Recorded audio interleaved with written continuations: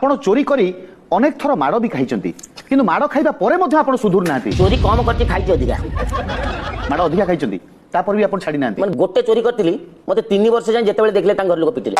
ତେଣୁ ମାନେ ଚୋରି ଆଉ ମାଡ଼ ସଂଖ୍ୟା ଅଧିକା, ଚୋରି ଠାରୁ ମାଡ଼ ଅଧିକା ମୋର। ଆପଣଙ୍କୁ ପ୍ରକୃତି ପରିବର୍ତ୍ତନ ହେଇନି। ଆପଣ ମାଡ଼ ଖାଇଲା ପରେ ଆପଣଙ୍କୁ କଷ୍ଟ ଲାଗେନି? ଆଜ୍ଞା ଆପଣ ମାଡ଼ ଖାଇଲେ କଷ୍ଟ ଲାଗେନି? ନା ଲାଗେ ନାହିଁ। କଣ ନେଇକି ଆସିছে, କଣ ନେଇକି ଯିବୁ, ଏଇ ଦେହ ନାଗି କଣ କଷ୍ଟ? ମାନେ ଆପଣଙ୍କ ଦେହଟା କଣ ପଥର ନା କଣ? ନା ବହୁତ କାଟେ ସେତେବେଳେ, ମୁଁ ସହିଯାଏ। ଆଉ ମୁଁ ତ ଭୁଲ କରିଛି, ମୁଁ ଜାଣିଛି ପିଟିବି। ଆଉ ଆପଣ କେବେ ଭାରି ନିଷ୍ଠୁର ଭାବରେ ମାରିଛନ୍ତି? ପୁଲିସ ବାଲା କେବେ ଆପଣଙ୍କୁ ବି ଫାଣ୍ଡିରେ ଆପଣଙ୍କୁ ମାଡ଼ ମାରିଛନ୍ତି? ପୁଲିସ ଗୁଡ଼ା ଠିକାନ୍ତି ଜାଣିଛନ୍ତି ନା କେମିତି ପିଟିବ? ନଖ ସନ୍ଧିରେ ଛୁଞ୍ଚି ପଡ଼ିବେ। ମାନେ ମୁଁ କାଠ ପୁରା କାଠି। ମାନେ ଆପଣ ଗୋଟେ ଅଦ୍ଭୁତ ଲୋକ। এইগুলা চিরিবে, চিরিকি নুণ মারিবে, নুণ লঙ্কা গুଣ୍ଡ। তাঙ্ক হাত পুড়ুথিব, সে জায়গায় হাত ধুইবে, ମୁଁ সেই ବସିଛି। ମାନେ ଆପଣ ଏତେ ମାଡ଼ ମାନେ ଏମିତି ମତେ ଲାଗେ ଯେମିତି ମୁଁ ଇଲିଶି ଶୁଖୁଆ ସେମିତି ଚିରିକି ଲୁଣ ଦେବେ।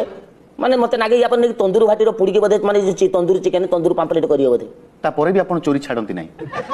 ମତେ ରାତି ହେଲା ମାନେ ମୋ ଦିହ ହାତ କଣ ହବ, ଆଉ ଯାହାନେ ଗୋଟେ ନେବି ମୁଁ, ଆଉ ଦିଆସିଲି କାଠି ହେନେ ଗୋଟେ ନେବି। ଆଉ ଆପଣ ଚୋରି କଲାବେଳେ ଯେତେବେଳେ ରେଡ୍ ହ୍ୟାଣ୍ଡେଡ୍ କେହି ଯଦି ଚୋରି କଲାବେଳେ ଆପଣଙ୍କୁ ଧରି ପକେଇଲା, ଆପଣଙ୍କର ଅଭିନୟ ସେତେବେଳେ ଅଲଗା, ଆପଣଙ୍କ ରୂପ ଭାରି ନିଷ୍ଠୁର ହେଇଯାଏ। ମୁଣ୍ଡ ଖରାପ, ମତେ ଧରି ପକେଇବେ ଏଡିକି